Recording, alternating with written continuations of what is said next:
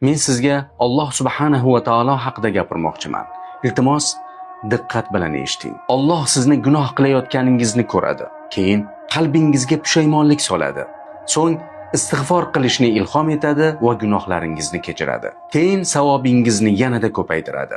Hatto gunohlaringizni yaxshiliklarga aylantiradi. Uning buyuk lutfidan yana biri shuki, sizni tabassum qilayotganingizni ko'rib, sizga ajr yozadi. Sizni dard chekkan holingizda ko'rib, gunohlaringizni kechiradi. Gunoh bilan savob o'rtasida siz doimo Allohning mehr va lutfi ichidasiz. Agar Alloh bir narsani iroda qilsa, hayot qonunlari ham o'zgaradi. Dengiz cho'ktirmaydi, olov yondirmaydi, tog' itoatsizlik qilmaydi, baliq ham hazm qilmaydi. Azob ham to'xtaydi. Shuning uchun bu mumkin emas demang. Men sizga Alloh haqida gapiryapman. Agar Alloh sizni yaxshi ko'rsa, osmon ahli ham, yer ahli ham sizni yaxshi ko'radi. Jannat esa